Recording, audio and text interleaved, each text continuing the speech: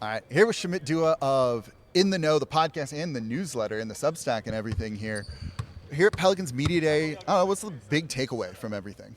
Give me like two or three. Yeah, no, I think there's a couple of takeaways. Number one, the message from the organization seems to be they want to play small, they want to play fast, right? There's a lot of talk about who's going to be the starters. They're not giving any of that away right now, No. which was to be expected, but the messaging seems to be we have a lot of talent and we're definitely going to utilize it, and one way to utilize it is playing small.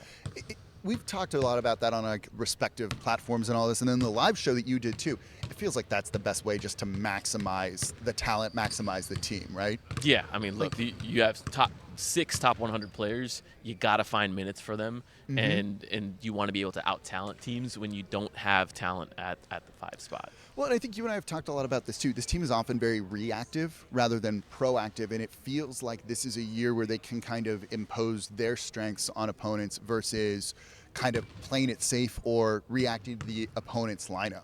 No, exactly what you said, right? So you have an opportunity to have opponents game plan for you rather than the other way around, right? I want to see what a team is going to do if they know, well, we have Trey Murphy and Zion Williamson, Herb Jones, and Brandon Ingram and DeJounte Murray out there. How is my big man going to keep up with any of these players? Yeah, I think that's what we're going to see. I was talking with Herb Jones earlier about all of this, and he's like, yeah, I'll play the 5 if they want me to defend the 5. Like, I'll do whatever you want me to do as long as we're going to try and win. I know we give Griff some stuff when it comes to talking about the human element and things around the team, but there really does seem to be a high degree of like chemistry and buy-in from all of these players. Well, what I'll say is it's easy to be bought in when the games aren't being played. I want to see what happens when adversity hits. And that is the true mark of the team. Like, how resilient are you? And they've been fairly resilient in the past. They've had a ton of injuries to their main guys, and they've scrapped their way into the postseason. Yeah. But what's going to happen when that first losing streak happens? What's going to happen when the first major injury happens or whatnot? So I would love to see what the team is made out of in those situations. Yeah, which it's going to happen at certain points when it comes to all this. I mean, speaking of the adversity, right, you have the Brandon Ingram situation, which is just kind of looming over everything. And look, it's media day. They're going to say all of the right things of like, we're not worried about it. But him going into that final contract year, some of the social media posts, where do you rank that on like a scale of 1 to 10 of something to be concerned about this year? Pretty high. I would say 8, right? I mean, they've obviously downplayed it as an organization. In fact, Brandon was just up inside. They asked him about his social media posts, and they asked if he was actually making an inference about his own value of the organization. His response was maybe. Right? and then he kind of gave a more standard answer after that. But I think what's important here is there's clearly a gap between the Pelicans and Brandon when it comes to the contract negotiations, and it wouldn't be the first time that's impacted a player's season on any organization. Like, these are common situations that happen in the NBA, and again, when adversity hits, how does that situation play out? How do the players respond? What happens if there's a situation where Willie Green needs to bench him at the end of the game? Right? Is he amenable to that? Is that even on the table? So I think these are all questions we're wondering and excited to see how they're going to play out. But I am really concerned.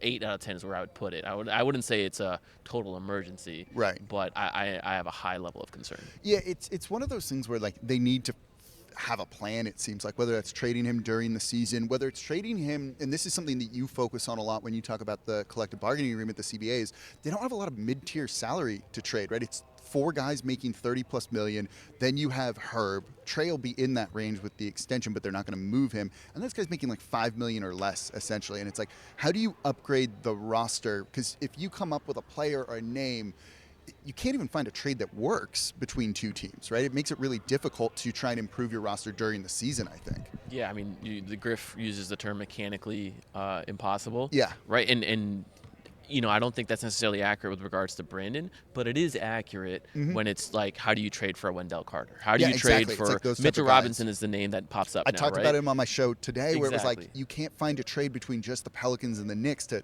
get a deal done. It's got to be way more complicated than that. Yeah, so you're right. They don't have – I mean, this is part of why Jose's new extension, that's an added bonus. That $5 million salary, roughly 4.9, whatever it is, 4.5, it can be cobbled together together with some of the other guys to reach a Wendell number later on, not this season, in the future. So it's more of their game planning for the future, which is nice to see after, we talk about them being reactive a bit. Yeah, a little bit here.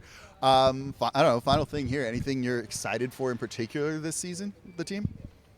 I am genuinely excited for those small ball units. I really am. I think there's going to be a brand of offense that, I think Zion, when you have 5 people who can dribble the ball, pass the ball, shoot the ball, and look, you don't have to be elite shooters, but they all command respect offensively at some level, some degree, and to be able to ramp the pace up and to give that amount of space on the floor for those guys, that's going to be fun.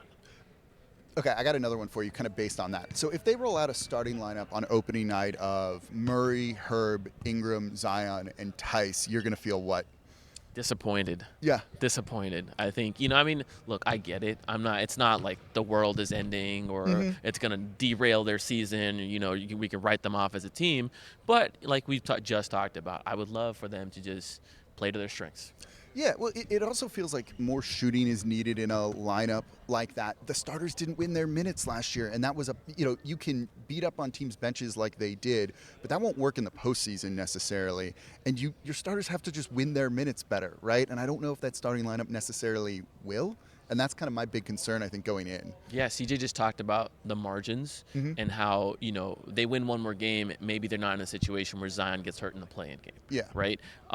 They take care of business in some other games, and that season outlook's probably completely different. You can't have 1,500 minutes or, 1,000 minutes dedicated to a group that is lost their minutes.